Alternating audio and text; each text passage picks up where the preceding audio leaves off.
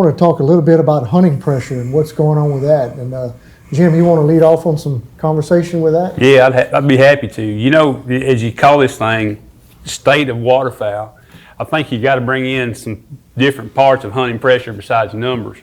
I think one of the things we've seen over time, and you think of evolution of mallard ducks, especially how things have changed, is hunter improvements. We're doing a better job nowadays training hunters. We're in the duck call business. We got better calls, better decoys, more lifelike decoys, more tactics. I know something you see in my part of the world as a public hunter, satellite imagery, Google Earth, on X. Things that where people used to be a little nervous getting way deep in the woods, they're not as worried about getting as deep in there. And I think the hunters becoming more prevalent at their job, Mother Nature steps her game up a little bit, and I think that might somewhat be what's driving some nocturnal issues in parts of the country on mallard ducks. As the hunters get better, ducks get smarter. I mean, it's been like that since the dawn of time. So I think you got to count that in to mallard evolution. You got to think about those things. Then along with numbers. You know, I mentioned earlier about federal duck stamp sales being down. But you look, last year Arkansas sold almost 100,000 duck stamps in the state of Arkansas, which is very high. So I think what we have here, we got people that travel a lot. You know, 25, 30 years ago, I count on one hand the people I knew that was going to Saskatchewan duck hunting every year. And if they went up there to shoot a Canada goose, not mallard ducks in a barley field. Now we've been part of that. You know, in TV production, we go up there. I've got a good friend that just started a new outfitting business a couple years ago in southern Saskatchewan. There's more and more of that happening. So even though we may not have as many total duck hunters, and again, here's the conjecture side, and I know we try to be on science, but we may not have as many total duck hunters, but the people we have in the country that are duck hunters are very serious and adamant about it, and they're following. They're coming to South Louisiana. They're coming to Arkansas, Grand Prairie, when there's waters up, trying to go get in the woods. They're going to Nebraska. They're going to these hotbeds of duck hunting around the country, and they're bringing all their tips and tactics with them. And we're putting, I think, that much more, I don't know what, pressure on the birds north to south, and we're just making them smarter, and it's making them tougher to hunt when they get here.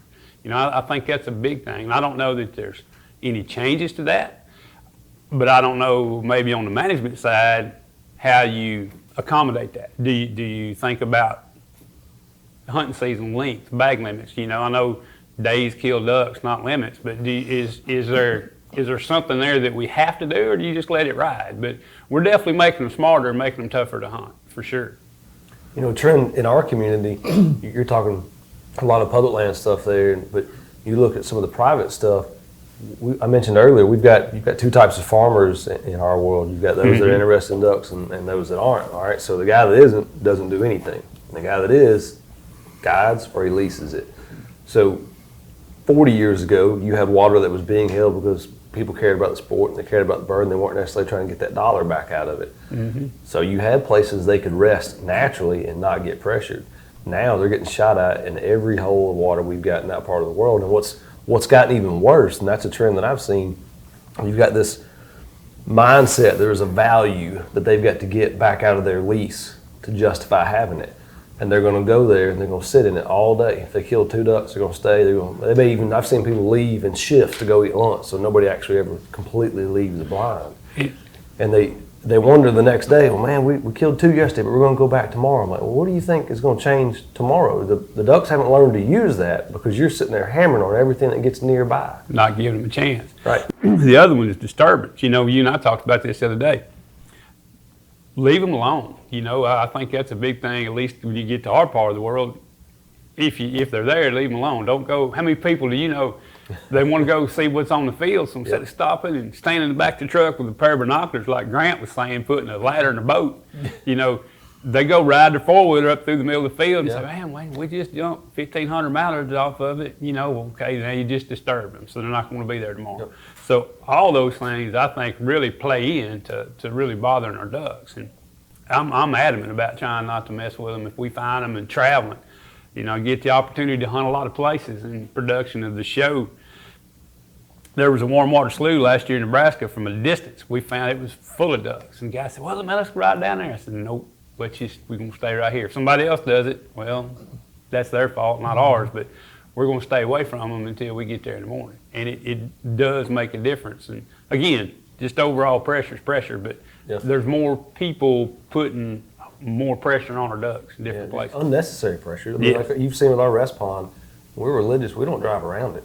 We'll go down one end to get to some other fields, but it's a sanctuary and it's treated as such. And there's, not everybody can do that, but you can control the pressure that you apply to them through going and looking or having to be there, and then you can control your gun pressure a lot too. Mm-hmm. That's something that we've got to do. That's on us. Yeah, and that's two sides of things. I know you got spinning wing decoys coming in. That kind of falls into this deal with hunting pressure, but you start adding that all together. Again, better looking decoys, better calls, better scouting, ability to find different places because of satellite imagery, and it adds up. And when you look at the whole purpose of why we're here today, it's basically hunter satisfaction issues, primarily Louisiana, but it did venture up into Arkansas this year, not killing any ducks. Oh yeah, And so you mentioned, the more pressure that's put on them, the smarter they get.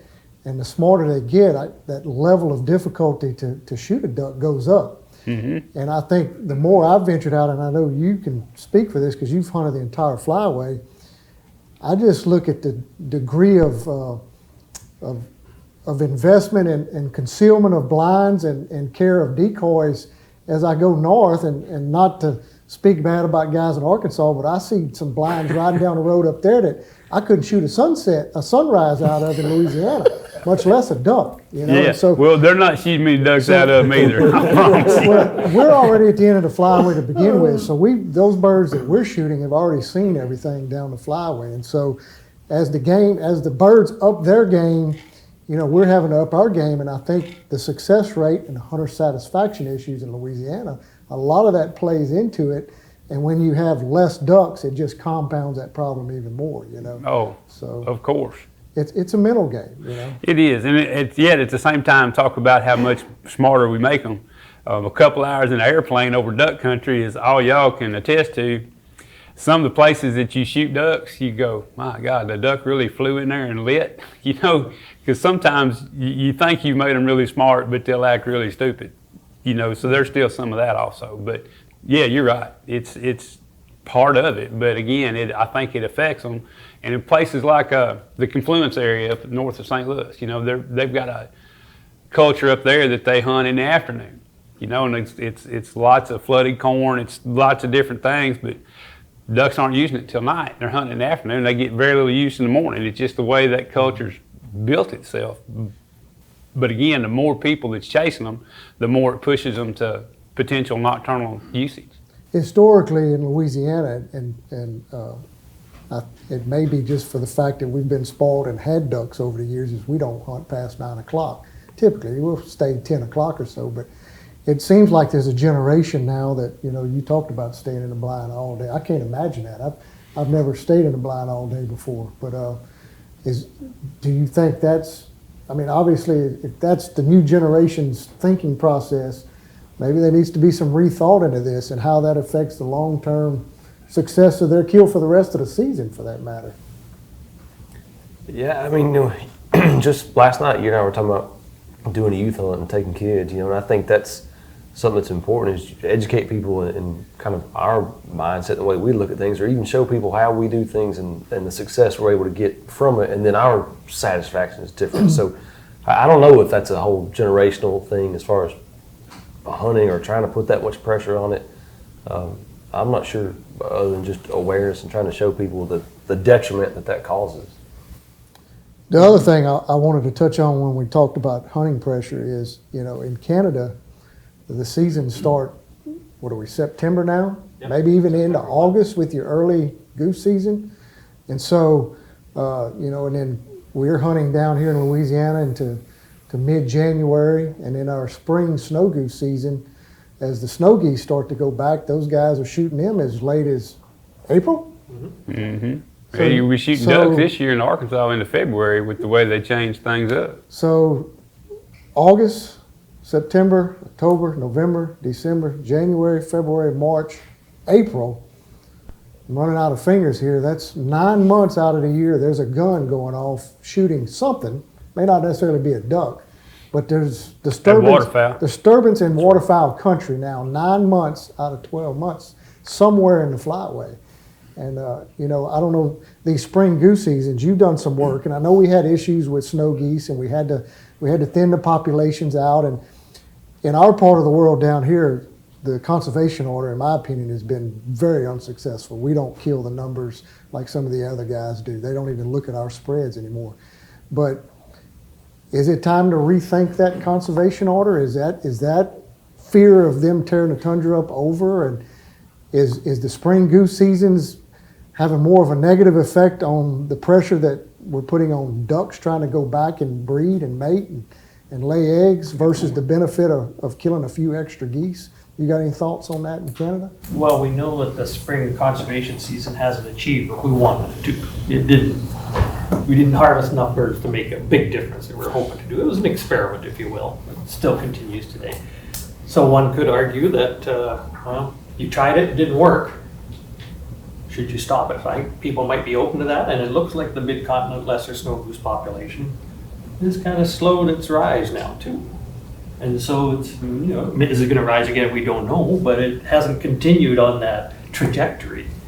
Add on to that where all the Arctic ecosystem in danger reports and concern came from was the Hudson's Bay. And the Hudson's Bay is the most southerly, by far, lesser good snow goose population, while there's a bit in James Bay. That's where the damage is occurring on those real southern areas. The northern areas are relatively intact. They haven't seen the kind of damage that the southern area, and even the colony that was so famous, written about the Hudson's Bay colony south of Churchill, Manitoba, that's a new colony. That wasn't there till the 1940s or so. So that's not, that colony was relatively new in our history. You know, the snow geese decided to set up shop at this southern location. Traditionally, they're in the high Arctic. So the high Arctic, the Queen Maud Gulf, the Baffin Islands of the world, there's just a study being completed now. One of the things under the Arctic Goose Joint Venture was, well, how widespread is the damage? Where is it? We know it's severe on the Hudson's Bay coast, south of Churchill, Manitoba, where all the reports and the focus and the photos are from. And it looked like the damage is not anywhere near that severe in the other colonies, the bigger colonies. So the issue is it's still there. There's still damage going on in the Hudson's Bay colony and some other areas, some overgrazing, but it's not as severe in the bigger colonies where most of our lesser snow geese come from. It is a bit different in the greater snow goose situation in eastern North America. It looks like hunting pressure, there's enough people there and a smaller population of greater snow geese that our pressure may have been enough to actually stop the population growth in that population. So the greater snow geese, it may have been effective, and that's because smaller population, plus it goes through the most heavily populated areas in North America, in both Canada and the US. You've got a lot of hunters there, you can bring a lot of guns to bear. So it looks like we may have done the job for the greater snow goose, but we haven't been successful with spring conservation seasons for the lesser snow geese.